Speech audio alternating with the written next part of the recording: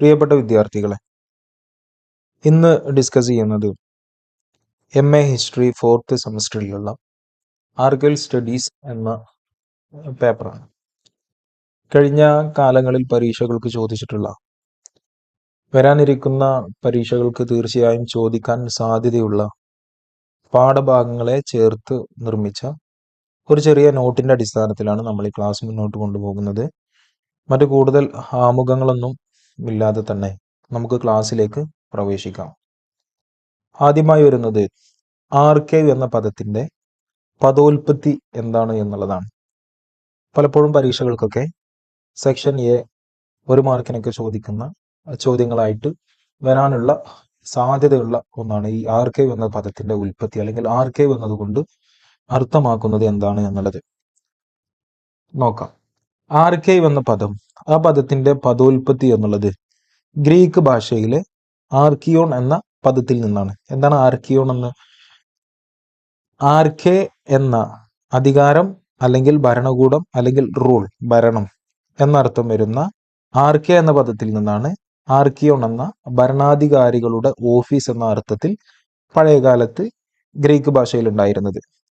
പിൽക്കാലത്ത് ഈ ഗ്രീക്ക് നഗര രാജ്യങ്ങളിൽ സർക്കാർ രേഖകൾ അധികാരികളുടെ ഓഫീസിലാണ് സൂക്ഷിച്ചു വെച്ചിരുന്നത്. പിന്നീട് ആ ഓഫീസുകൾക്കാണ് ആർക്കിയോൺ എന്ന് പറഞ്ഞിരുന്നത്. പിന്നീട് ആ ഓഫീസുകൾ രേഖകൾ എന്ന അർത്ഥമാറ്റം ആ ഓഫീസിന് അല്ലെങ്കിൽ ആർക്കിയോൺ എന്ന ആ പദത്തിന് സംഭവിച്ചു എന്നുള്ളതാണ്. ചുരുക്കി പറഞ്ഞാൽ ആർക്കിയോൺ എന്ന ഭരണാധികാരികളുടെ ഓഫീസ് എന്ന അർത്ഥം വരുന്ന ആർക്കിയോൺ എന്ന ഗ്രീക്ക് പദത്തിൽ നിന്നാണ് ആർക്കൈവ് എന്ന പദത്തിന്റെ ഉത്ഭവം എന്നുള്ളതാണ്. മറ്റൊന്ന്, വാട്ട് ഈസ് ആർക്കൈവ് അല്ലെങ്കിൽ വാട്ട് ആർ ആർക്കൈവ്സ്? എന്താണ് ആർക്കൈവ്സ് എന്നുള്ളത്? ആർക്കൈവ്സ് എന്നത് ചരിത്രപരമായ, ഭരണപരമായ, നിയമപരമായ, സാംസ്കാരികമായ മൂല്യമുള്ള ഒറിജിനൽ രേഖകളുടെ ശേഖരങ്ങളാണ് ആർക്കൈവ്സ് എന്നുള്ളത്. വളരെ ഇമ്പോർട്ടൻ്റ് ആണ് ആർക്കൈവ്സ് എന്നതുകൊണ്ട് ഉദ്ദേശിക്കുന്നത് എന്നുള്ള ഒരു ചോദ്യത്തിനുള്ള മറുപടി ഇതിലുണ്ട്. അതിൽ പ്രധാനമായിട്ടും ഉൾപ്പെടുന്നത് കയ്യെഴുത്തു പ്രതികൾ, ഔദ്യോഗിക രേഖകൾ, ഫോട്ടോകൾ, മാപ്പുകൾ, കത്തുകൾ, കോടതി രേഖകൾ തുടങ്ങിയ പ്രാഥമികമായ അല്ലെങ്കിൽ പ്രൈമറി സോഴ്സുകളാണ്. ഇവ സാധാരണയായി സർക്കാർ സ്ഥാപനങ്ങൾ അല്ലെങ്കിൽ വ്യക്തികളുടെ പ്രവർത്തനങ്ങളുമായി ബന്ധപ്പെട്ടവയാണ്. അതായത് സർക്കാരുമായി ബന്ധപ്പെട്ടതോ അല്ലെങ്കിൽ വ്യക്തികളുടെ സൂക്ഷ്മവുമായി ബന്ധപ്പെട്ടതോ ഉള്ള കയ്യെഴുത്തു പ്രതികൾ, ഔദ്യോഗിക രേഖകൾ, ഫോട്ടോകൾ, മാപ്പുകൾ, കത്തുകൾ, കോടതി രേഖകൾ, സർക്കാർ ഉത്തരവുകൾ തുടങ്ങിയ എല്ലാ പ്രാഥമിക സ്രോതസ്സുകളും ഉൾപ്പെടുന്ന ഒന്നാണ് ആർക്കൈവ്സ് എന്നുള്ളത്. ഒരു സമൂഹത്തിന്റെ ചരിത്രം, ഭരണ സംവിധാനം, സാംസ്കാരിക വ്യക്തിത്വം എന്നിവ മനസ്സിലാക്കുന്നതിൽ ആർക്കൈവ്സ് നിർണായക പങ്കുവഹിക്കുന്നു. സമൂഹത്തിന്റെ സാമൂഹിക, സാമ്പത്തിക, രാഷ്ട്രീയ, സാംസ്കാരിക വളർച്ചയെ പഠിക്കാൻ ഈ ആർക്കൈവ്സിൽ നിന്നുള്ള രേഖകൾ അനിവാര്യമാണ്. ഇനി അടുത്ത ഭാഗത്തേക്ക് കിടക്കുന്ന സമയത്ത് nature and forms of archives. ഈ ആർക്കൈവ്സിന്റെ രൂപം, പ്രവർത്തനം, രേഖകളുടെ സ്വഭാവം എന്തൊക്കെയാണ് എന്നുള്ളതാണ്. ആർക്കൈവുകൾ ഒരു സമൂഹത്തിന്റെ രേഖാ പൈതൃകം, അതായത് ഡോക്യുമെന്ററി ഹെറിറ്റേജ് സംരക്ഷിക്കുന്ന സ്ഥിരമായ മൂല്യമുള്ള ശേഖരങ്ങൾക്കാണ് ആർക്കൈവ്സ് എന്ന് പറയുന്നത്. ഈ ആർക്കൈവ്സിന്റെ പ്രധാനപ്പെട്ട ഒരു പ്രത്യേകത എന്നുള്ളത് ആ ആർക്കൈവ്സിന്റെ പ്രാധാന്യം അത് സമയ കാല വ്യത്യാസമില്ലാതെ സ്ഥിരമായ മൂല്യമുള്ള സ്വഭാവത്തിലായിരിക്കും. അതുകൊണ്ട് തന്നെ അവയുടെ രൂപം, പ്രവർത്തനം, അവയിൽ സൂക്ഷിച്ചിരിക്കുന്ന രേഖകളുടെ സ്വഭാവം എന്നിവയുടെ അടിസ്ഥാനത്തിലാണ് അവയെ നമ്മൾ പ്രധാനമായിട്ടും നിർവചിക്കുന്നത്.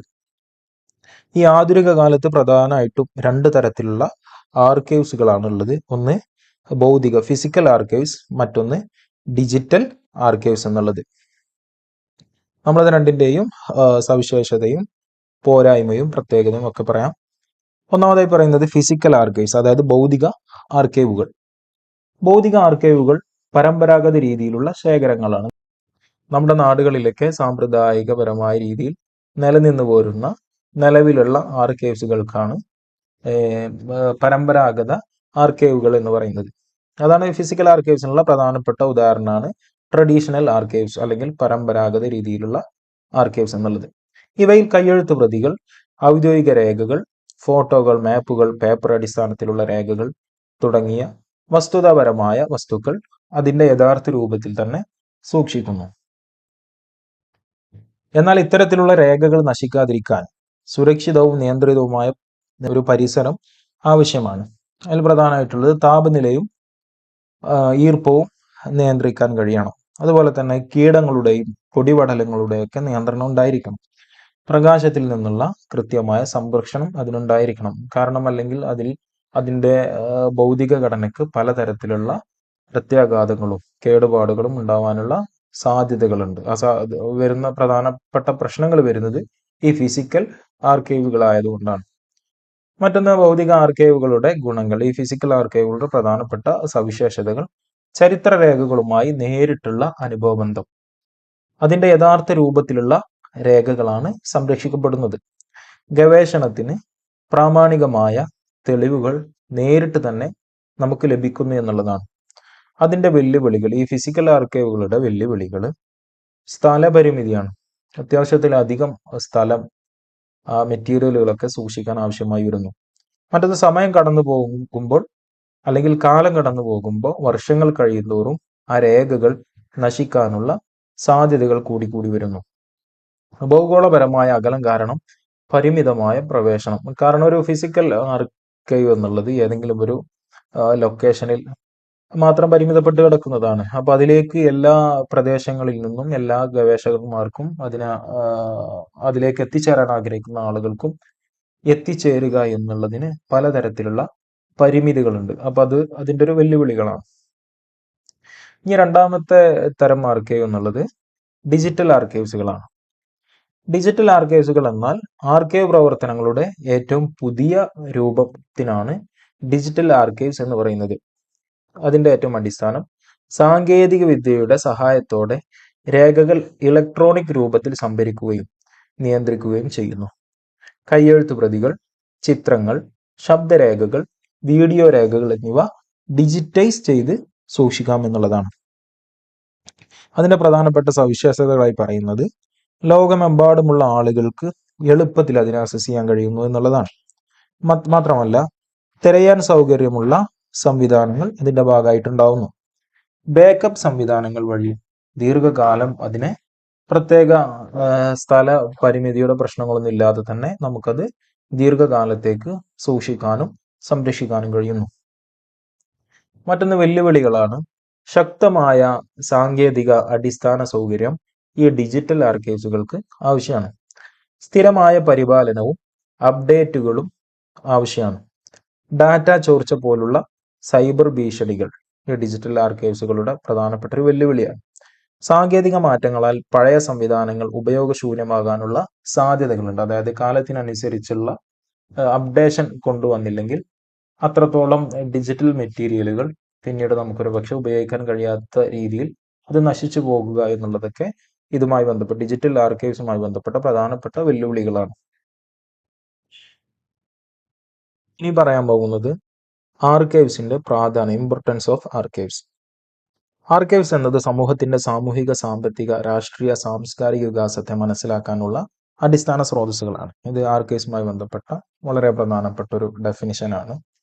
അതിന്റെ പ്രാധാന്യങ്ങൾ എന്നുള്ളത് ചരിത്ര സംഭവങ്ങളെ കൃത്യമായി പുനർനിർമ്മിക്കാൻ ഈ ആർക്കൈവ്സുകൾ നമ്മെ സഹായിക്കുന്നു. ഭരണപരമായ പരസ്യവും ഉത്തരവാദിത്വവും ഉറപ്പാക്കുന്നു. അത് ഭരണകൂടത്തെ സംബന്ധിച്ച ഉത്തരവുകളും അവരുടെ പരസ്യങ്ങളുമൊക്കെ നമുക്ക് അതത് കാലഘട്ടങ്ങളിൽ ഭരണകൂടം എങ്ങനെയാണ് സമൂഹത്തിൽ ഇടപെട്ടിരുന്നത് എന്ന് മനസ്സിലാക്കാനൊക്കെ കഴിയുന്നു. മറ്റൊന്ന് സാംസ്കാരിക പൈതൃകം സംരക്ഷിക്കുന്നു. അതായത് ഒരു സംസ്കാരത്തിന്റെ കഴിഞ്ഞ കാലത്തെക്കുറിച്ചുള്ള ഓർമ്മകളാണ് ഈ ആർക്കൈവുകൾ എന്നുള്ളത്. അപ്പൊ ഇത് സൂക്ഷിക്കലോടുകൂടെ ഒരു സമൂഹത്തിന്റെ സാംസ്കാരിക പൈതൃകങ്ങളെ സംരക്ഷിക്കുന്നു എന്നുള്ളതാണ്. മറ്റൊന്ന് ആധുനിക പ്രശ്നങ്ങളെ മനസ്സിലാക്കാനും നയരൂപീകരണത്തിനും സഹായിക്കുന്നു. പുതിയ കാലത്തെ പ്രശ്നങ്ങളെ മനസ്സിലാക്കാൻ പ്രധാനപ്പെട്ട ഒരു സ്രോതസ്സാണ് പഴയ കാലത്തെക്കുറിച്ചുള്ള വിവരങ്ങൾ എന്നുള്ളത്. അപ്പൊ പഴയ കാലത്തെക്കുറിച്ചുള്ള ആ യഥാർത്ഥ വിവരങ്ങൾ മുന്നിൽ വെച്ച് പുതിയ കാലത്തെ പ്രശ്നങ്ങൾ മനസ്സിലാക്കി പുതിയ നയരൂപീകരണത്തിന് ആർക്കൈവ്സുകൾ നമ്മെ സഹായിക്കുന്നു എന്നുള്ളതാണ്. ആർക്കൈവ്സ് ഭൂതകാലത്തെയും വർത്തമാനത്തെയും ബന്ധിപ്പിക്കുന്ന ഒരു പാലമാണ്. വളരെ ഇമ്പോർട്ടൻ്റ് ആയിട്ടുള്ള ഒരു ഡെഫിനിഷനാണ് ആർക്കൈവ് എന്നുള്ളത്. ഭൂതകാലത്തെയും വർത്തമാനകാലത്തെയും ബന്ധിപ്പിക്കുന്ന ഒരു പ്രധാനപ്പെട്ട പാലമാണ്. ഭാവി തലമുറകൾക്കായി ചരിത്രവും സാംസ്കാരികവുമായ കഥകൾ സംരക്ഷിക്കുന്നതിൽ അവ നിർണായക പങ്ക് വഹിക്കുന്നു. ഇനി നമ്മൾ നോക്കുന്നത് റോൾ ഓഫ് ആർക്കൈവ്സ്. ആർക്കൈവ്സുകളുടെ റോളുകൾ എന്തൊക്കെയാണ് എന്നുള്ളതാണ്. പ്രധാനമായിട്ടും ആർക്കൈവ്സ് എന്നത് അക്കാദമിക് ഗവേഷണത്തിനായുള്ള അമൂല്യ സ്രോതസ്സുകളാണ്. ആർക്കൈവ്സുകൾ എന്നുള്ളത് അക്കാദമിക ഗവേഷണത്തിനുള്ള ഏറ്റവും പ്രധാനപ്പെട്ട സ്രോതസ്സുകളാണ്, അമൂല്യ സ്രോതസ്സുകളാണ്. അതിൽ പെടുന്നത് കയ്യെഴുത്ത് പ്രതികളുണ്ട്, ഫോട്ടോകളുണ്ട്, ഭരണരേഖകളുണ്ട്, വായ്മൊഴി ചരിത്രങ്ങൾ അതായത് ഓറൽ ഹിസ്റ്ററീസ്, മാപ്പുകൾ എന്നിവ ഉൾപ്പെടെ പ്രാഥമിക സ്രോതസ്സുകൾ ഈ ആർക്കൈവ്സുകൾ നമുക്ക് നൽകുന്നു. ഈ രേഖകൾ ചരിത്ര സംഭവങ്ങളെയും സാമൂഹിക മാറ്റങ്ങളെയും സംബന്ധിച്ച സൂക്ഷ്മവും തെളിവുകളെ അടിസ്ഥാനമാക്കിയുള്ള വിവരങ്ങൾ രൂപപ്പെടുത്തുന്നതിനുള്ള അടിസ്ഥാനമായി പ്രവർത്തിക്കുന്നു. ഓക്കെ, അടുത്തൊരു ഭാഗം ചരിത്ര ഗവേഷണത്തിൽ ആർക്കൈവുകളുടെ പ്രാധാന്യം എന്താണ് എന്നുള്ളതാണ്. വളരെ ഇമ്പോർട്ടൻ്റ് ആയിട്ടുള്ള വലിയ എസ്സേ ആയി ചോദിക്കാനൊക്കെ സാധ്യതയുള്ളൊരു ഭാഗമാണ് ചരിത്ര ഗവേഷണത്തിൽ ആർക്കൈവുകളുടെ പ്രാധാന്യം എന്താണ് എന്നുള്ളത്. ചരിത്ര രേഖകളെ സംരക്ഷിക്കുന്നതിലും ഗവേഷണത്തിനും സാംസ്കാരിക പൈതൃക സംരക്ഷണത്തിനും ആർക്കൈവുകൾ നിർണായക പങ്കുവഹിക്കുന്നു.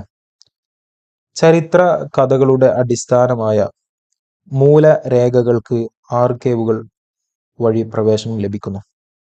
ഇതിലൂടെ ചരിത്രകാരന്മാർക്ക് വസ്തുതകൾ പരിശോധിക്കാനും സാമൂഹിക രാഷ്ട്രീയ സാഹചര്യങ്ങളെ വിശകലനം ചെയ്യാനും ഭരണനയങ്ങളെക്കുറിച്ച് പഠിക്കാനും കഴിയുന്നു എന്നത്. അതായത് ചരിത്ര ഗവേഷണത്തിൽ ആർക്കൈവുകളുടെ പ്രധാനപ്പെട്ട പ്രാധാന്യം എന്നുള്ളത് ഈ ആർക്കൈവുകൾ രേഖകളെ കൃത്യമായി സംരക്ഷിക്കുന്നു. ഗവേഷണത്തിനും സാംസ്കാരിക പൈതൃക സംരക്ഷണത്തിനും ഈ ആർക്കൈവുകൾ പ്രധാനപ്പെട്ട പങ്ക് വഹിക്കുന്നു. അതുപോലെ തന്നെ ഈ ചരിത്ര സംഭവങ്ങളുടെ അടിസ്ഥാനമായ മൂലരേഖകൾക്ക് ആർക്കൈവുകൾ വഴി നമുക്ക് പ്രവേശനം ലഭിക്കുന്നു. മറ്റൊന്ന്, ഇതിലൂടെ ചരിത്രകാരന്മാർക്ക് വസ്തുതകൾ പരിശോധിക്കാനും അക്കാലത്തുണ്ടായിരുന്ന സാമൂഹിക രാഷ്ട്രീയമായ സാഹചര്യങ്ങളെ കൃത്യമായി പ്രൈമറി സോഴ്സുകൾ വെച്ചുകൊണ്ട് തന്നെ വിശകലനം ചെയ്യാനും അക്കാലത്തെ ഭരണനയങ്ങളെക്കുറിച്ച് കൃത്യമായി പഠിക്കാനും കഴിയും എന്നുള്ളതാണ്. മറ്റൊരു ഭാഗം വരുന്നത് ഇന്ത്യയിലെ ആർക്കൈവ് രീതികളിൽ കൊളോണിയലിസത്തിനുണ്ടായിരുന്ന സ്വാധീനത്തെക്കുറിച്ചാണ്. അതുപോലെ ഇന്ത്യയിലെ ആർക്കൈവ് രീതികളിൽ കൊളോണിയലിസത്തിനുണ്ടായിരുന്ന സ്വാധീനത്തെക്കുറിച്ച് ചോദ്യങ്ങൾ പ്രതീക്ഷിക്കാം. നോക്കാം. ബ്രിട്ടീഷ് ഭരണകാലത്ത് ഇന്ത്യയിൽ വിപുലമായ സാമ്രാജ്യം നിയന്ത്രിക്കാൻ ക്രമബദ്ധമായ രേഖ സൂക്ഷിപ്പ് സംവിധാനം നടപ്പിലാക്കിയിരുന്നു ബ്രിട്ടീഷുകാർ. 1891 വളരെ ഇമ്പോർട്ടൻ്റ് ആയിട്ടുള്ള ഡേറ്റ് ആണ്. 1891 സ്ഥാപിതമായ ഇമ്പീരിയൽ റെക്കോർഡ് ഡിപ്പാർട്ട്മെന്റ് വളരെ ഇമ്പോർട്ടൻ്റ് ആണ്.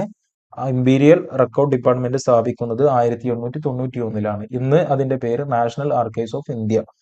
ഇന്ത്യയുടെ ഇന്നത്തെ നാഷണൽ ആർക്കൈവ്സ് ഓഫ് ഇന്ത്യയുടെ പ്രാഥമിക രൂപമാണ് ഇമ്പീരിയൽ റെക്കോർഡ് ഡിപ്പാർട്ട്മെന്റ്. അത് സ്ഥാപിക്കുന്നത് 1891 അപ്പോൾ ഈ വിപുലമായ രേഖകളെ സൂക്ഷിക്കുന്നതിന് വേണ്ടി ബ്രിട്ടീഷുകാർ 1891 ഇമ്പീരിയൽ റെക്കോർഡ് ഡിപ്പാർട്ട്മെന്റ് സ്ഥാപിക്കുന്നത്. ആ കാലഘട്ടത്തിൽ ഉണ്ടായിരുന്ന പ്രധാനപ്പെട്ട രേഖകൾ പ്രധാനമായും ഭരണകാര്യങ്ങളും കൊളോണിയൽ താല്പര്യങ്ങളും മുൻനിർത്തിയുള്ളതായിരുന്നു. ഭൂവരുമാന സംവിധാനങ്ങൾ, ഭരണനയങ്ങൾ തുടങ്ങിയ കുറിച്ചുള്ള രേഖകൾക്കാണ് അതുകൊണ്ട് തന്നെ അവർ മുൻതൂക്കം നൽകിയിട്ടുണ്ടായിരുന്നത്. സ്വാഭാവികമായും സ്വദേശീയ രേഖകൾ പലപ്പോഴും അവഗണിക്കപ്പെടുകയോ നശിപ്പിക്കപ്പെടുകയോ ഒക്കെ ചെയ്തിട്ടുണ്ടായിരുന്നു. ഇത് കൊളോണിയൽ പക്ഷപാതത്തെ പ്രതിഫലിപ്പിക്കുന്നു.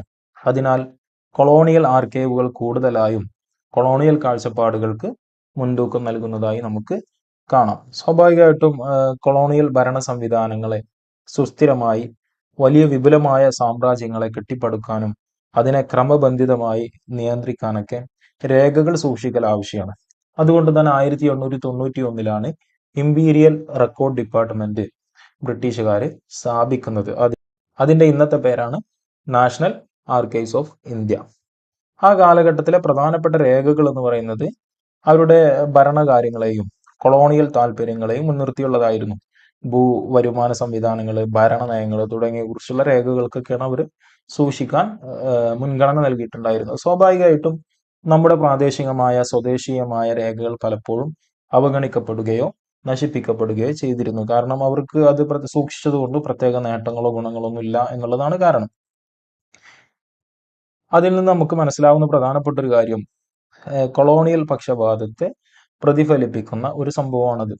അതിനാൽ കൊളോണിയൽ ആർക്കൈവുകൾ കൂടുതലായും കൊളോണിയൽ കാഴ്ചപ്പാടുകൾക്ക് കൃത്യമായ മുൻതൂക്കം നൽകിയിരുന്നതായി നമുക്ക് ഈ പറഞ്ഞ ഭാഗത്തു നിന്ന് മനസ്സിലാക്കാം. ഇന്ത്യയിലെ കൊളോണിയൽ ആർക്കൈവുകളെ കുറിച്ചുള്ള ഒരു ഭാഗം.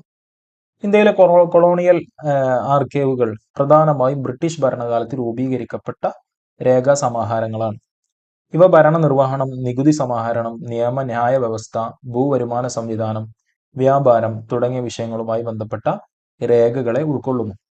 ബ്രിട്ടീഷ് ഭരണകൂടം ഇന്ത്യയെ കാര്യക്ഷമമായി നിയന്ത്രിക്കാൻ വിപുലമായ രേഖ സൂക്ഷിപ്പ് സംവിധാനം വികസിപ്പിച്ചു.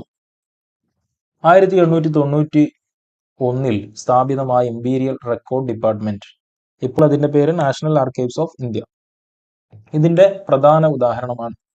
ഇവിടെ ബ്രിട്ടീഷ് ഭരണകാലത്തെ ഔദ്യോഗിക രേഖകൾ സംരക്ഷിച്ചിരുന്നു. കൂടാതെ ബ്രിട്ടീഷ് ഈസ്റ്റ് ഇന്ത്യ കമ്പനിയുടെ പ്രവർത്തനങ്ങളുമായി ബന്ധപ്പെട്ട രേഖകൾ ഇന്നും ബ്രിട്ടീഷ് ലൈബ്രറിയിലെ ഇന്ത്യ ഓഫീസ് റെക്കോർഡ്സ് വിഭാഗത്തിൽ ലഭ്യമാണ്. ഈ രേഖകൾ ബ്രിട്ടീഷ് രാജിന്റെ ഭരണനയങ്ങൾ, സാമ്പത്തിക ചൂഷണം, ഭൂവരുമാന വ്യവസ്ഥകൾ, ഇന്ത്യൻ സമൂഹത്തിലെ മാറ്റങ്ങൾ തുടങ്ങിയവയെക്കുറിച്ച് പഠിക്കാൻ നമ്മെ സഹായിക്കുന്നു. നമ്മൾ എങ്ങനെയാണ് ഈ കൊളോണിയൽ ആർക്കൈവുകളെ സമീപിക്കേണ്ടത്, കൊളോണിയൽ രേഖകളെ നമ്മൾ എങ്ങനെയാണ് സമീപിക്കേണ്ടത് എന്നുള്ളതിനെ കുറിച്ചാണ്. കൃത്യമായ വിമർശനാത്മകമായ സമീപനമാണ് കൊളോണിയൽ രേഖകളുമായി നമ്മളത് പരിശോധിക്കുമ്പോൾ നമുക്ക് ഉണ്ടാവേണ്ടത്. കൊളോണിയൽ ആർക്കൈവുകൾ സാധാരണയായി ഭരണകൂടത്തിന്റെ കാഴ്ചപ്പാട് പ്രതിഫലിപ്പിക്കുന്നവയാണ്. ദേശീയ സമൂഹങ്ങളുടെ ശബ്ദങ്ങൾ പലപ്പോഴും അവഗണിക്കപ്പെട്ടിട്ടുണ്ട്. അതിനാൽ ചരിത്ര ഗവേഷണത്തിൽ കൊളോണിയൽ രേഖകളോടൊപ്പം ദേശീയ രേഖകൾ, വാചിക ചരിത്രം, സാഹിത്യ സ്രോതസ്സുകൾ എന്നിവയും ഉൾപ്പെടുത്തി സമഗ്രമായ പഠനമാണ് നമ്മൾ നടത്തേണ്ടത്. ഇന്ത്യയിലെ കൊളോണിയൽ ആർക്കൈവുകൾ ചരിത്ര പഠനത്തിന് അത്യന്തം പ്രധാനപ്പെട്ടവയായിരുന്നാലും അവയുടെ പക്ഷപാത സ്വഭാവം മനസ്സിലാക്കി വിമർശനാത്മകമായാണ് നമ്മൾ ആ ചരിത്ര രേഖകൾ അല്ലെങ്കിൽ ആർക്കൈവ് മെറ്റീരിയലുകളെ ഉപയോഗിക്കേണ്ടത്.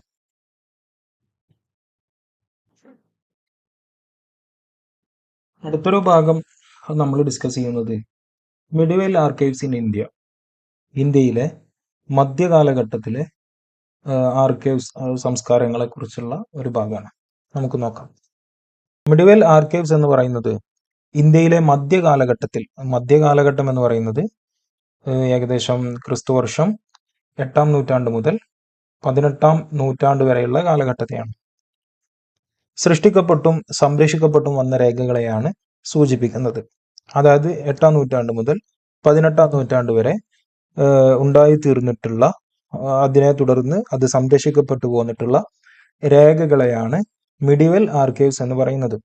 ആധുനിക രീതിയിലുള്ള ആർക്കൈവ് സ്ഥാപനങ്ങൾ അന്നുണ്ടായിരുന്നില്ല എങ്കിലും രാജകീയ രേഖകൾ, ക്ഷേത്രരേഖകൾ, ഫർമാനുകൾ, ശാസനകൾ, വഖഫ് രേഖകൾ തുടങ്ങിയവ മധ്യകാല ആർക്കൈവുകളായി കണക്കാക്കപ്പെടുന്നു എന്നുള്ളതാണ്. അപ്പോൾ പ്രധാനമായിട്ടും മധ്യകാലഘട്ടത്തെ പ്രധാനപ്പെട്ട ആർക്കൈവ് മെറ്റീരിയലുകൾ എന്നുള്ളത് രാജകീയ രേഖകൾ, ക്ഷേത്രരേഖകൾ, ഫർമാനുകൾ എന്ന് പറഞ്ഞാൽ ഈ ഡൽഹി സുൽത്താനേറ്റ് മുഗൾ കാലഘട്ടത്തിലൊക്കെ രാജാക്കന്മാർ പുറപ്പെടുവിച്ചിരുന്ന പ്രധാനപ്പെട്ട രാജകീയ ഉത്തരവുകളെയാണ് ഫർമാനുകൾ എന്നതുകൊണ്ട് ഉദ്ദേശിക്കുന്നത്.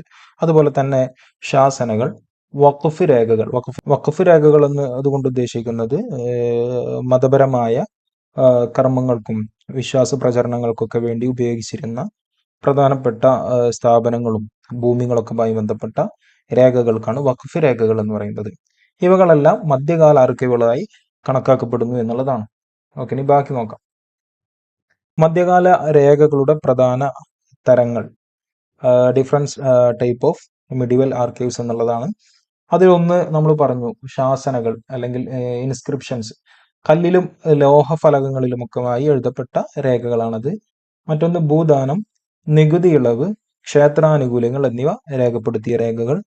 ഉദാഹരണം ചോള-പാണ്ഡ്യ ചേര ഭരണകാലത്തെ ശാസനകളൊക്കെ ഇതിന്റെ ഭാഗമായിട്ട് വരുന്നുണ്ട്. രണ്ടാമത്തത് രാജകീയ രേഖകളാണ്. റോയൽ റെക്കോർഡ്സ്, ഫർമാൻ, സനദ്, ദസ്താവേജ്. ഈ സനദ് എന്ന് പറഞ്ഞാൽ വംശപരമ്പര, കുടുംബ പരമ്പര, തെളിവ് എന്ന അർത്ഥത്തിലാണ്. പ്രത്യേകിച്ച് ഡൽഹി സുൽത്താനേറ്റിന്റെയും മുഗൾ എംപയറിന്റെയും കാലഘട്ടത്തിൽ വ്യാപകമായി ഉപയോഗിച്ചിരുന്ന പ്രധാനപ്പെട്ട രാജകീയ രേഖകളാണിത്. മൂന്നാമതായി വരുന്നത് ക്ഷേത്രരേഖകൾ. ദേവസ്ഥാനം, ഭൂസ്വത്ത്, വരുമാനം, ദാനം തുടങ്ങിയ വിവരങ്ങളൊക്കെ ഉൾക്കൊള്ളുന്ന രേഖകൾ പ്രത്യേകിച്ച് ദക്ഷിണേന്ത്യയിൽ വലിയ തോതിൽ ലഭ്യമാണ് എന്നാണ് പറയുന്നത്. 4 വഖഫ് രേഖകൾ. മസ്ജിദുകൾ, മദ്രസകൾ, ദർഗകൾ എന്നിവയുടെ സ്വത്ത് സംബന്ധമായ രേഖകൾക്കാണ് വഖഫ് രേഖകൾ എന്നതുകൊണ്ട് ഇവിടെ ഉദ്ദേശിക്കുന്നത് പ്രധാനമായിട്ട് ഇസ്ലാമിക ഭരണകാലത്തെ സുപ്രധാന സ്ഥാപനങ്ങളും അതുമായി ബന്ധപ്പെട്ട രേഖകളൊക്കെ ഒട്ടനവധി, പ്രത്യേകിച്ച് ഇന്ത്യയുടെ മധ്യകാലത്തെ സംബന്ധിച്ചിടത്തോളം ഒട്ടനവധി ഉണ്ട് മനസ്സിലാക്കുന്നത്. അഞ്ചാമതായി വരുന്നത് സാഹിത്യ ചരിത്ര ഗ്രന്ഥങ്ങളാണ്. അതിൽ തന്നെ രാജവംശ ചരിത്രങ്ങൾ, ക്രോണിക്കിൾസ് എന്നൊക്കെ പറയുന്നത്. പിന്നെ ഉദാഹരണം അക്ബർ നാമ, അത് രചിച്ചത് അബുൽ ഫസലാണ്. അപ്പൊ ഷാനാമ, അക്ബർ നാമ, ജഹാംഗീർ നാമ, അങ്ങനെ ഒരുപാട് രാജവംശ ചരിത്രങ്ങൾ മധ്യകാലഘട്ടത്തിൽ രചിച്ചിട്ടുണ്ട്. അതുപോലെ തന്നെ പ്രാദേശിക ചരിത്രങ്ങൾ, കാവ്യങ്ങൾ, യാത്രാവിവരണങ്ങൾ ഇതിന്റെ ഭാഗമായിട്ട് വരുന്നതാണ്. ഇനി പറയുന്നത് മധ്യകാല ആർക്കൈവുകളുടെ സവിശേഷതകളാണ്. അപ്പൊ അന്ന് കേന്ദ്രീകൃതമായൊരു ആർക്കൈവ് സംവിധാനം ഉണ്ടായിരുന്നില്ല. രേഖകൾ പ്രധാനമായി മതസ്ഥാപനങ്ങൾ, രാജഭവനങ്ങൾ, പ്രാദേശിക ഭരണകേന്ദ്രങ്ങൾ എന്നിവിടങ്ങളിലാണ് സൂക്ഷിച്ചിരുന്നത്. ഈ താളിയോലകളിലും അതുപോലെ തന്നെ ഈ കോപ്പർ പ്ലേറ്റുകളിലൊക്കെയാണ് മധ്യകാലഘട്ടത്തിൽ പ്രധാനമായും രേഖകൾ എഴുതി സൂക്ഷിച്ചിരുന്നത് എന്നാണ്.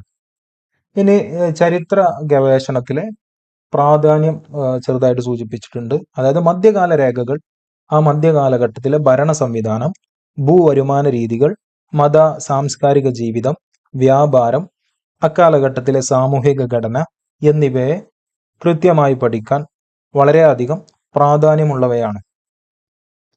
നമ്മൾ പറയാൻ പോകുന്നത് early methods of record keeping. ഈ ആർക്കൈവ്സിന്റെ ഒരു പരിണാമ ചരിത്രത്തെക്കുറിച്ച്, ഈ പൗരാണിക കാലഘട്ടങ്ങളിൽ എങ്ങനെയാണ് നമ്മൾ ഇന്ന് കാണുന്ന ഈ ഒരു ആർക്കൈവ് എന്ന ഈ കോൺസെപ്റ്റ് പഴയ കാലഘട്ടങ്ങളിലെ ഈ നാഗരിക ജനസമൂഹങ്ങൾ അല്ലെങ്കിൽ അവർ കരുതിയിരുന്നത്, അവർ കൊണ്ടു നടന്നിരുന്നത് എങ്ങനെയാണ് എന്നതിനെ കുറിച്ചുള്ള ഭാഗങ്ങളാണ്. ആദ്യം പറയുന്നത് ഗ്രീക്ക് ആർക്കൈവൽ ഒറിജിൻ. ഗ്രീക്കുകാരുടെ കാലഘട്ടത്തിൽ അല്ലെങ്കിൽ ഗ്രീക്ക് നാഗരികതയുടെ കാലഘട്ടത്തിൽ എങ്ങനെയാണ് ഈ ഒരു ആർക്കൈവൽ സംവിധാനം ഉണ്ടായിരുന്നത് എന്നുള്ളതാണ്. പുരാതന ഗ്രീസിൽ, പ്രത്യേകിച്ച് ഏതൻസ് പോലുള്ള നഗര രാജ്യങ്ങളിൽ ഭരണ നിയമങ്ങൾ, കരാറുകൾ, പൗരന്മാരുടെ പട്ടികകൾ തുടങ്ങിയവ പൊതുസ്ഥലങ്ങളിൽ സൂക്ഷിച്ചിരുന്നു. മെത്രോൺ എന്നറിയപ്പെടുന്ന ആർക്കൈവ് കേന്ദ്രത്തിൽ ഔദ്യോഗിക രേഖകൾ സംരക്ഷിച്ചിരുന്നു. അതാണ് ഈ ഗ്രീക്ക് നാഗരികതയുമായി ബന്ധപ്പെട്ട് ഉണ്ടായിരുന്ന പ്രധാനപ്പെട്ട ഒരു സൂക്ഷിപ്പ് കേന്ദ്രമാണ് മെത്രോൺ എന്നുള്ളത്. അതിൽ വായനയിൽ ചിലപ്പോൾ എന്തെങ്കിലും പോരായ്മകൾ ഉണ്ടാവും, അത് ശ്രദ്ധിക്കാം. രണ്ടാമതായി പറയുന്നത് ചൈനീസ് ആർക്കൈവൽ രീതികളെ കുറിച്ചാണ്. അതായത് ഗ്രീക്കിന്റെ കാര്യം നമ്മൾ പറഞ്ഞല്ലോ. ഈ നഗര രാജ്യങ്ങളാണ് ഈ ഗ്രീക്കിലും അതുപോലെ തന്നെ പഴയ റോമിലൊക്കെ ഉണ്ടായിരുന്നത്. അപ്പോൾ അന്ന് ഈ ഭരണ നിയമങ്ങളെക്കുറിച്ചും കരാറുകളെക്കുറിച്ചും പൗരന്മാരുടെ സ്ഥിതി വിവരങ്ങളെക്കുറിച്ചൊക്കെ പ്രധാനപ്പെട്ട വിവരങ്ങൾ പൊതുസ്ഥലങ്ങളിൽ സൂക്ഷിച്ചിരുന്നു എന്നുള്ളതാണ്. അപ്പോൾ അന്ന് ഇത് സൂക്ഷിച്ചിരുന്ന ഒരു പ്രധാനപ്പെട്ട കേന്ദ്രമാണ് മെട്രോൺ എന്ന് പറയപ്പെടുന്ന ഈ ഒരു കേന്ദ്രം. അവിടെയാണ് ഔദ്യോഗികമായ രേഖകളൊക്കെ സൂക്ഷിച്ചിരുന്നത്. ഇനി ചൈനീസ് ആർക്കൈവൽ രീതികൾ, ചൈനീസ് ആർക്കൈവൽ പ്രാക്ടീസസ്. പുരാതന ചൈനയിൽ രാജകീയ ഭരണ സംവിധാനത്തിന്റെ ഭാഗമായി ക്രമബദ്ധമായ രേഖ സൂക്ഷണം ഉണ്ടായിരുന്നു. രേഖകളൊക്കെ കൃത്യമായി തന്നെ സൂക്ഷിച്ചിരുന്നു എന്നാണ്. പ്രത്യേകിച്ച് ഹാൻ ഡൈനാസ്റ്റിയുടെ കാലത്ത് സർക്കാർ ഉത്തരവുകൾ, ജനസംഖ്യാ കണക്ക്, നികുതി വിവരങ്ങൾ എന്നിവ കൃത്യമായി രേഖപ്പെടുത്തിയിരുന്നു. ഈ ബാബു സ്ട്രിപ്പുകളും പത്രങ്ങളും, അതായത് ഈ മുളകൾ കൊണ്ടുണ്ടാക്കുന്ന എഴുതി വെക്കാനൊക്കെ ഉപയോഗിക്കുന്ന തരത്തിലുള്ള ഒരു മുളച്ചുകളുകൾക്കാണ് ബാംബു സ്ട്രിപ്പുകൾ എന്ന് പറയുന്നത്. അതുപോലെ തന്നെ പത്രങ്ങളും ഒക്കെ ഉപയോഗിച്ചിട്ടാണ് അവിടെ പ്രധാനമായിട്ടുള്ള വിവരങ്ങളൊക്കെ രേഖപ്പെടുത്തി വെച്ചിട്ടുണ്ടായിരുന്നത്. അതുപോലെ തന്നെ പുരാതന കാലത്ത് ചൈനക്കാരും കൃത്യമായ ചരിത്ര രേഖകൾ സൂക്ഷിച്ചിരുന്നു. ഒരു ചൈനീസ് സംസ്കാരത്തിന്റെ ഭാഗമായിട്ടുള്ളതാണ്. ചരിത്രങ്ങളൊക്കെ വളരെ കൃത്യമായി തന്നെ എഴുതി സൂക്ഷിക്കുക എന്നുള്ളത്. പിൽക്കാലത്ത് കല്ലുകളിലും മരങ്ങളിലും അത് കൊത്തിവെച്ചു. കാലക്രമേണ സാങ്കേതിക വിദ്യ വികസിച്ചതോടെ താളിയോലകൾ, പാപ്പിറസ്, തോൽ രേഖകൾ എന്നിവയിലേക്ക് ഈ രീതി മാറുകയും ഒടുവിൽ പേപ്പർ കണ്ടുപിടിച്ചതോടുകൂടെ അത് രേഖകൾ സൂക്ഷിക്കാനുള്ള പ്രധാന മാധ്യമമായി ഈ പേപ്പർ മാറുകയും ചെയ്തു എന്നുള്ളതാണ്. അപ്പോൾ ഈ ചൈനീസ് ആർക്കൈവൽ സംസ്കാരത്തിന്റെ കൃത്യമായ ഒരു കാലഗണന നമുക്കിതിൽ നിന്ന് മനസ്സിലാക്കാൻ കഴിയും. മറ്റൊന്ന് റോമൻ ആർക്കൈവൽ സംവിധാനമാണ്. ഈ സുമേറിയക്കാരും ഈജിപ്തുകാരും വ്യവസ്ഥാപിതമായ റെക്കോർഡ് കീപ്പിങ്ങിന് തുടക്കമിട്ടവരാണ്. ഈ പാരമ്പര്യം പിന്നീട് ഗ്രീക്കുകാരും റോമക്കാരും കൂടുതൽ പരിഷ്കരിച്ചു. പ്രത്യേകിച്ച് റോമക്കാർ രേഖകൾ സൂക്ഷിക്കുന്നതിന് വലിയ രീതിയിലുള്ള പ്രാധാന്യം നൽകിയിരുന്നു. AD 527 മുതൽ 565 കാലഘട്ടത്തിൽ ജസ്റ്റീനിയൻ ചക്രവർത്തി ഔദ്യോഗിക രേഖകൾ സൂക്ഷിക്കുന്നതിനായി പ്രത്യേക പൊതു കെട്ടിടങ്ങൾ നിർമ്മിക്കണമെന്നും അവയുടെ സുരക്ഷയ്ക്കും ലഭ്യതയ്ക്കും വേണ്ടി സൂക്ഷിപ്പുകാരെ നിയമിക്കണമെന്നും ഉത്തരവിട്ടു. റോമൻ സാമ്രാജ്യത്തിന്റെ തകർച്ചയ്ക്ക് ശേഷം കത്തോലിക്ക സഭ ഈ രീതി തുടർന്നു പോന്നു. ഇനി അടുത്തത് പറയുന്നത് മെസപ്പൊട്ടോമിയൻ രേഖ സൂക്ഷിപ്പ് സമ്പ്രദായം സംബന്ധിച്ചുള്ളതാണ്. മെസപ്പൊട്ടോമിയയിൽ കളിമണ്ണ് ഫലകങ്ങളിൽ ക്യൂണിഫോം ലിപിയിൽ രേഖകൾ തയ്യാറാക്കി. മെസപ്പൊട്ടോമിയക്കാർ ഉപയോഗിച്ചിരുന്ന ലിപി എന്നുള്ളത് ക്യൂണിഫോം ലിപിയാണ്. അവർ പ്രധാനമായിട്ടും രേഖകൾ എഴുതി സൂക്ഷിച്ചിരുന്നത് കളിമൺ ഫലകങ്ങളിലാണ്. വ്യാപാരം, നികുതി, നിയമങ്ങൾ എന്നിവ രേഖപ്പെടുത്തിയിരുന്നു. ഉദാഹരണമായി കോഡ് ഓഫ് ഹമ്മുറാബി വഴി നിയമങ്ങളും ശിക്ഷകളും ഇതിലൊക്കെ വിശദീകരിക്കുന്നു എന്നുള്ളതാണ്.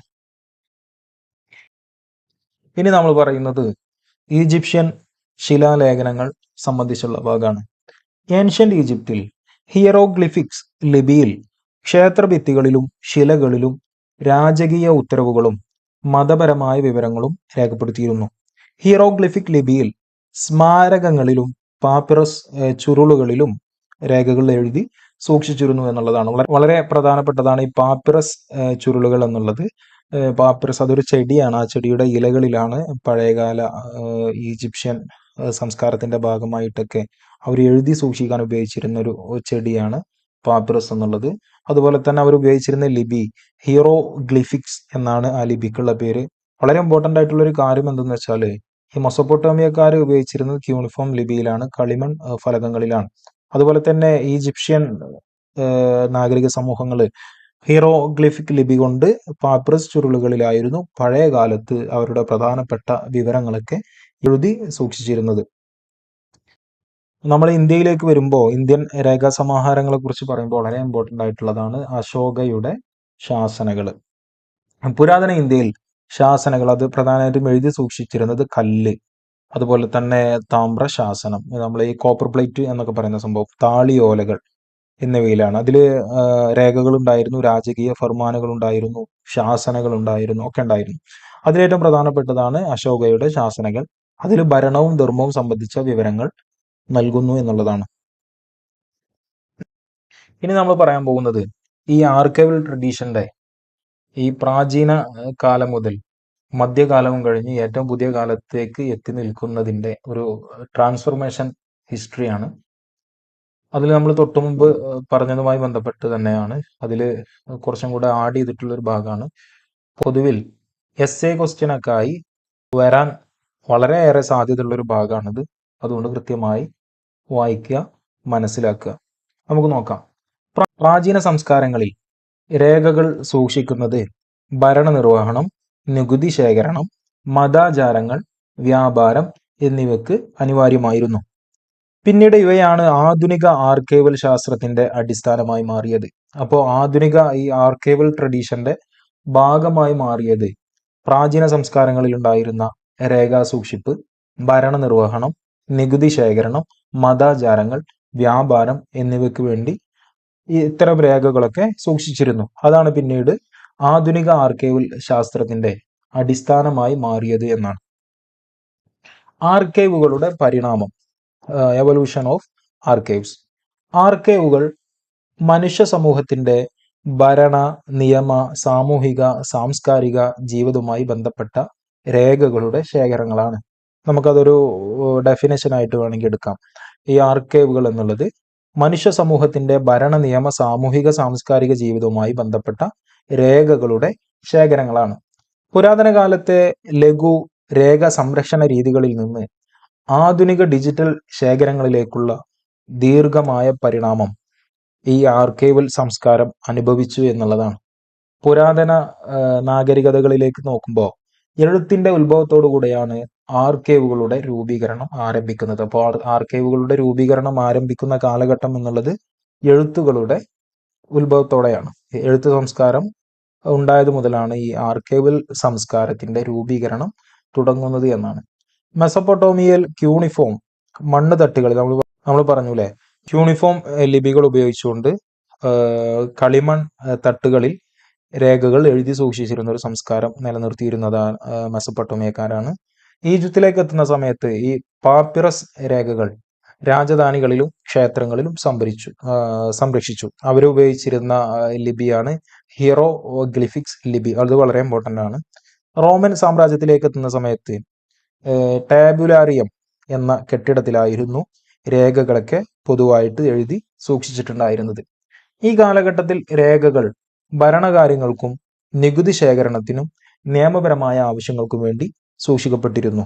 അത് ചരിത്ര പഠനത്തിനു വേണ്ടിയല്ല, പ്രധാനമായിട്ടും ആ ഭരണകൂടത്തിന്റെ ഭരണകാര്യങ്ങൾക്കും നികുതി പിരിക്കുന്നതിനും നിയമപരമായ പലതരത്തിലുള്ള ആവശ്യങ്ങൾക്കും വേണ്ടിയാണ് സൂക്ഷിക്കപ്പെട്ടിരുന്നത്. ഈ ചരിത്ര പഠനത്തിന് എന്നുള്ളത് പിൽക്കാലത്ത് വന്നു ചേർന്നിട്ടുള്ള ഒരു കാര്യമാണ്. അത് നമ്മൾ ഇതിൽ ചേർത്ത് പറയേണ്ട ആവശ്യമല്ല. പിന്നെ മധ്യകാലഘട്ടത്തിലേക്ക് എത്തുന്ന സമയത്ത് യൂറോപ്പിൽ രാജവംശങ്ങളും മതസ്ഥാപനങ്ങളും രേഖകൾ സൂക്ഷിച്ചു. മഠങ്ങളിൽ ഭൂമിദാന രേഖകളും നിയമചട്ടങ്ങളും സംരക്ഷിച്ചു. ഇസ്ലാമിക ഭരണ സംവിധാനങ്ങളിൽ ദിവാൻ സംവിധാനത്തിലൂടെ രേഖകൾ സൂക്ഷിച്ചു. ഇസ്ലാമിക സംവിധാനം പ്രത്യേകിച്ച് ഈ മിഡിവൽ സമയത്തൊക്കെ ഇന്ത്യയിലേക്കൊക്കെ എത്തുന്ന സമയത്ത് ദിവാൻ സംവിധാനങ്ങളിലൊക്കെയാണ്, പ്രത്യേകിച്ച് പേർഷ്യയിലൊക്കെ ഈ രേഖകളൊക്കെ സൂക്ഷിച്ചിരുന്നത്.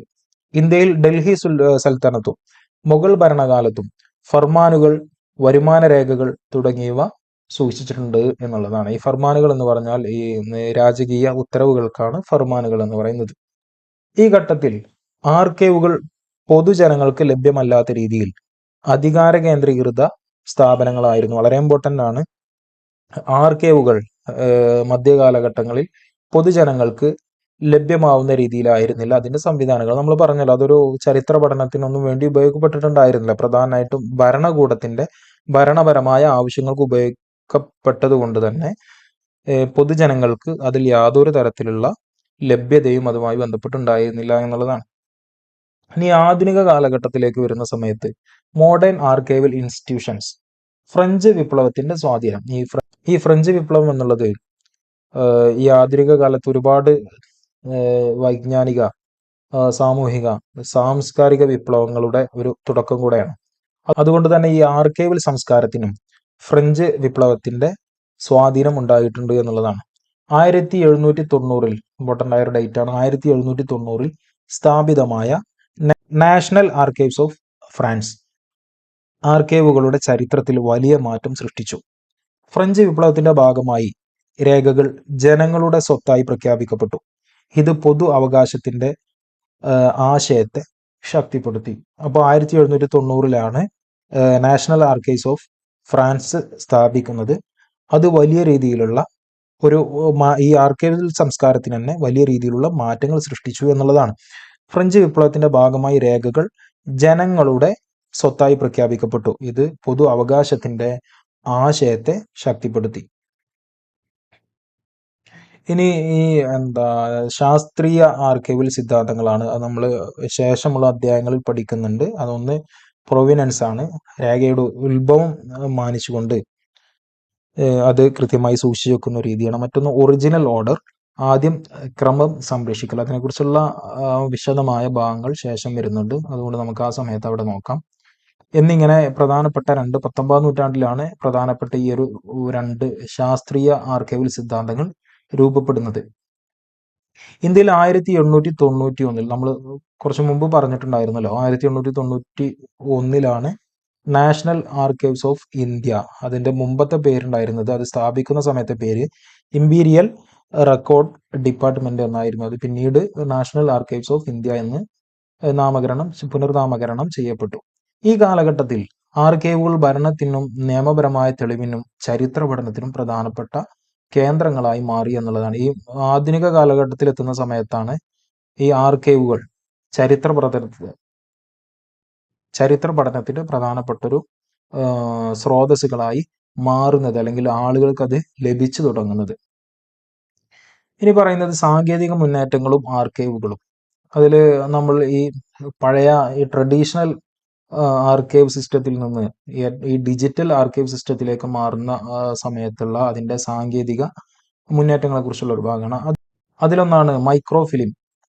അതായത് പഴയ രേഖകൾ സംരക്ഷിക്കാൻ അത് സഹായിച്ചു. മറ്റൊന്ന് പകർപ്പുകൾ തയ്യാറാക്കി വ്യാപകമായി ഉപയോഗിക്കാൻ സാധിച്ചു. നമ്മൾ അതിൻ്റെ മൂല രൂപത്തിൽ നിന്ന് അതിൻ്റെ കോപ്പികൾ കണ്ടമാനം സൃഷ്ടിച്ചുകൊണ്ട് അതിൻ്റെ പകർപ്പുകൾ തയ്യാറാക്കിക്കൊണ്ട് നമുക്കത് ആവശ്യാനുസരണം ഉപയോഗിക്കാനുള്ള സംവിധാനങ്ങൾ വന്നത് ഈ മൈക്രോ ഫിലിം എന്നുള്ള ഈ സാങ്കേതിക സംവിധാനം വന്നതോടുകൂടെയാണ്. മറ്റൊന്ന് ഓഡിയോ വിഷ്വൽ രേഖകൾ. ഫോട്ടോകൾ, സിനിമകൾ, ശബ്ദരേഖകൾ എന്നിവയും ആർക്കൈവിന്റെ ഭാഗമായി തീർന്നു. രേഖ എന്ന ആശയം വിപുലമായി. ഇനി നമ്മൾ പറയുന്നത് രേഖ മാനേജ്മെന്റ് സിസ്റ്റത്തെ കുറിച്ചാണ്. റെക്കോർഡ്സ് മാനേജ്മെന്റ് സിസ്റ്റം അത് വന്നതോടുകൂടെ രേഖകളുടെ തുടക്കം മുതൽ നശീകരണം വരെ കൃത്യമായി അതിൻ്റെ നിയന്ത്രണങ്ങളൊക്കെ അത്തരം കാര്യങ്ങളിൽ കൊണ്ടുവരാൻ കഴിഞ്ഞു.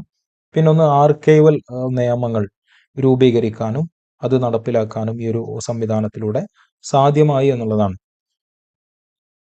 അടുത്തത് ഡിജിറ്റൽ ആർക്കൈവുകൾ.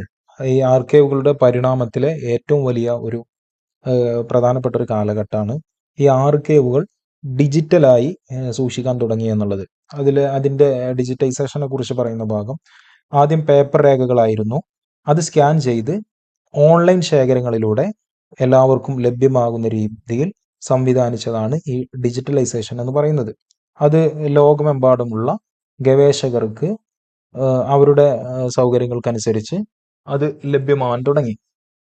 അതിനേറ്റവും പ്രധാനപ്പെട്ട ഒരു ഉദാഹരണമാണ് ബ്രിട്ടീഷ് ലൈബ്രറി.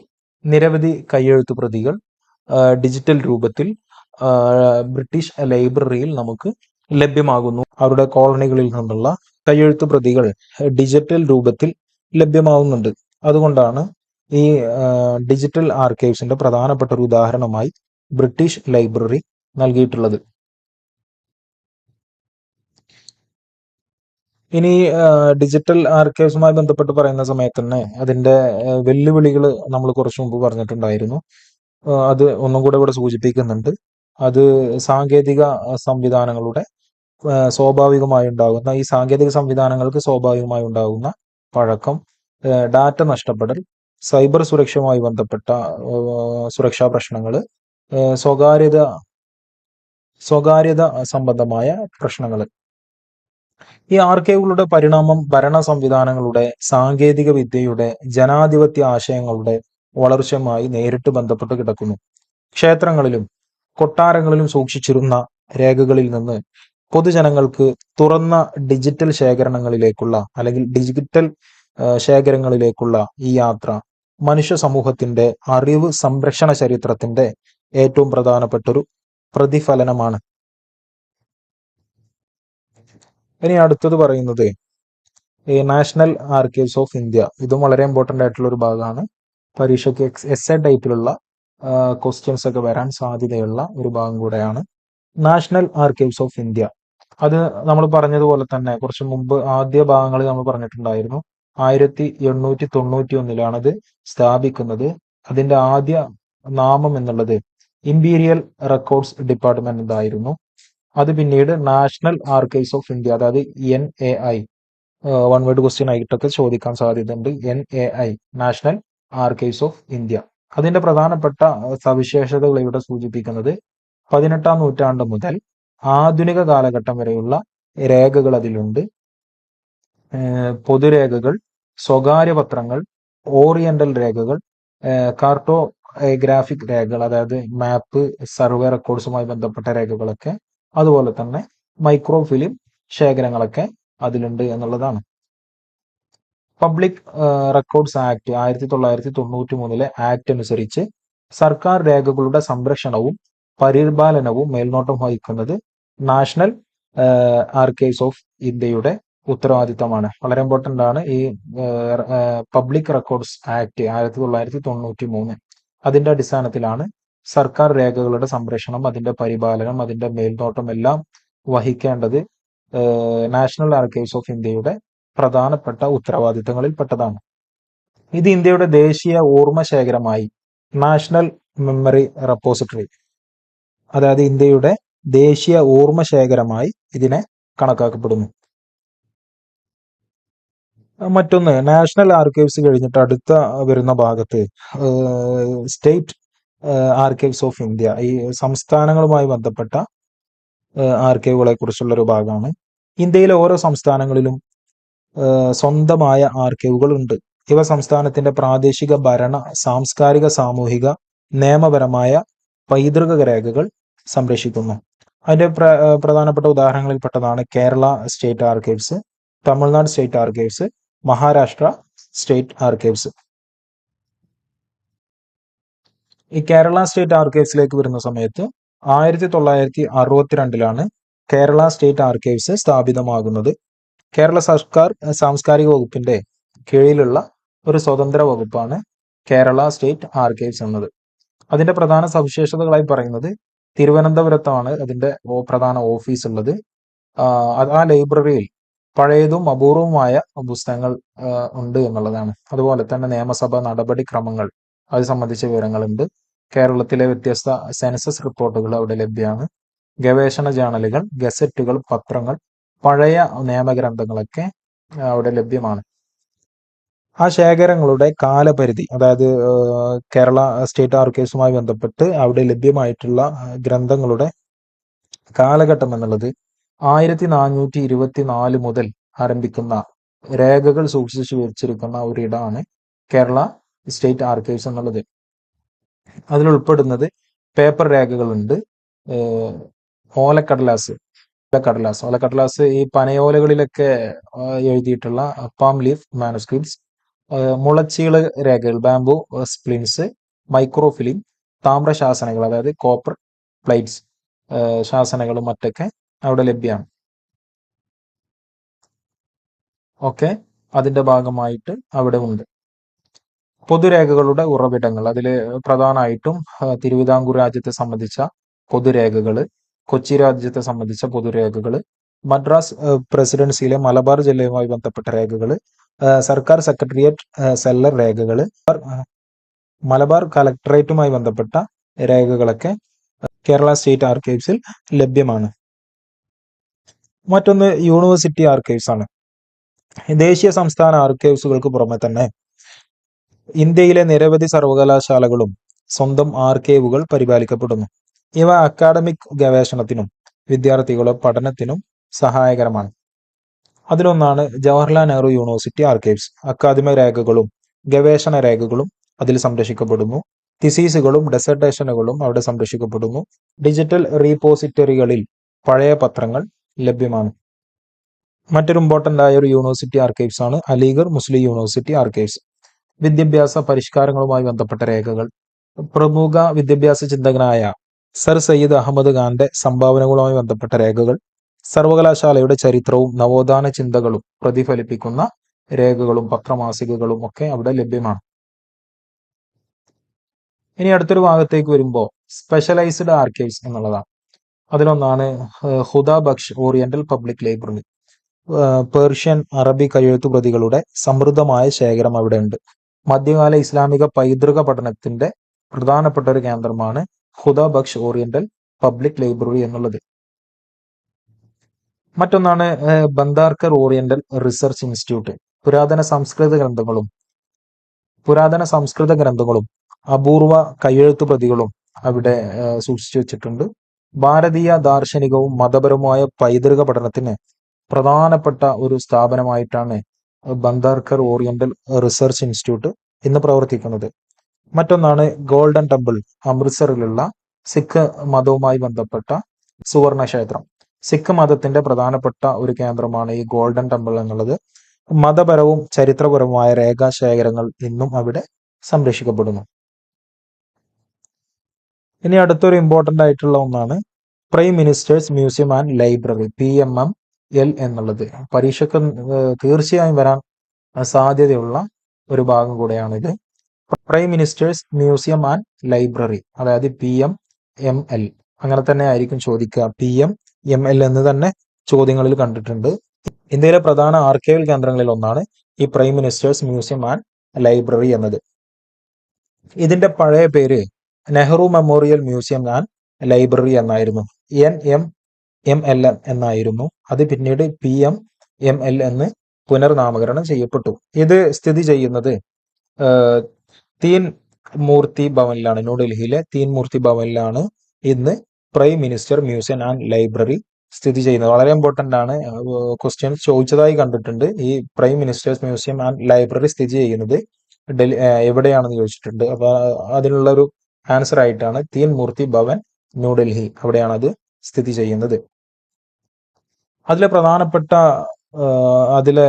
പ്രധാനപ്പെട്ട രേഖകൾ എന്നുള്ളത് ഇന്ത്യയുടെ ദേശീയ പ്രസ്ഥാനവും സ്വാതന്ത്ര്യ സമര ചരിത്രവും രേഖപ്പെടുത്തുന്നതിനാൽ ഈ സ്ഥാപനത്തിന്റെ പ്രധാന ശ്രദ്ധ ഇന്ത്യയുടെ ദേശീയ ചരിത്രവുമായി ബന്ധപ്പെട്ട, സ്വാതന്ത്ര്യ സമര ചരിത്രവുമായി ബന്ധപ്പെട്ട അവിടെ ഉണ്ട് എന്നുള്ളതാണ് ഈ ഒരു സ്ഥാപനത്തിന്റെ, ഈ ഒരു പ്രധാനമന്ത്രി മ്യൂസിയം ആൻഡ് ലൈബ്രറിയുടെ പ്രധാനപ്പെട്ട സവിശേഷത എന്നുള്ളത്.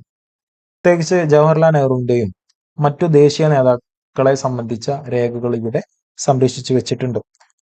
ഈ കെട്ടിടം രൂപകൽപ്പന ചെയ്തിട്ടുള്ളത് റോബർട്ട് ടോർ റസൽ എന്ന ബ്രിട്ടീഷുകാരനാണ്. 1929-30 കാലഘട്ടത്തിൽ എഡ്വിൻ ല്യൂട്ടൻസ് എന്ന ഒരു ബ്രിട്ടീഷുകാരൻ രൂപപ്പെടുത്തിയ ഡൽഹി തലസ്ഥാന പദ്ധതിയുടെ ഭാഗമായിട്ടാണ് ഈ പ്രധാനമന്ത്രി മ്യൂസിയം ലൈബ്രറിയും ഒക്കെ സ്ഥാപിക്കുന്നത്. അപ്പോൾ 1929-30 കാലഘട്ടത്തിലാണ് ഡൽഹി എന്നുള്ള ഒരു തലസ്ഥാന നഗര പദ്ധതി വരുന്നത്. അതിന്റെ മുഖ്യ ചുമതല ഉണ്ടായിരുന്നത് എഡ്വിൻ ല്യൂട്ടൻസ് എന്ന വിദേശിയാണ്. അദ്ദേഹം രൂപപ്പെടുത്തുന്ന സമയത്താണ് ഈ ഒരു കെട്ടിടം രൂപപ്പെടുത്തിയിട്ടുള്ളത്. ആ കെട്ടിടം രൂപകൽപ്പന ചെയ്തിട്ടുള്ളത് റോബർട്ട് ടോർ റസൽ എന്ന ഇംഗ്ലീഷുകാരനാണ്. ബ്രിട്ടീഷ് ഭരണകാലത്ത് ഇത് പ്രധാനപ്പെട്ട കമാൻഡർ ഇൻ ചീഫിന്റെ ഔദ്യോഗിക വസതിയായിരുന്നു. അതിനുശേഷം 1947 ശേഷമാണ് ജവഹർലാൽ നെഹ്റുവിന്റെ ഔദ്യോഗിക വസതിയായി മാറുന്നുണ്ട്. 1964 വരെ അദ്ദേഹത്തിന്റെ ഔദ്യോഗിക വസതിയായിട്ടായിരുന്നു ഈ ഒരു മ്യൂസിയം ഉണ്ടായിരുന്നത്. 1964 അദ്ദേഹത്തിന്റെ മരണത്തിന് ശേഷം ഇത് ഇന്ത്യ സർക്കാർ ഒരു സ്മാരകമായി പ്രഖ്യാപിച്ചു. അപ്പൊ 1947 ശേഷമാണ് ജവഹർലാൽ നെഹ്റുവിന്റെ ഔദ്യോഗിക വസതിയായി ഇത് മാറുന്നത്.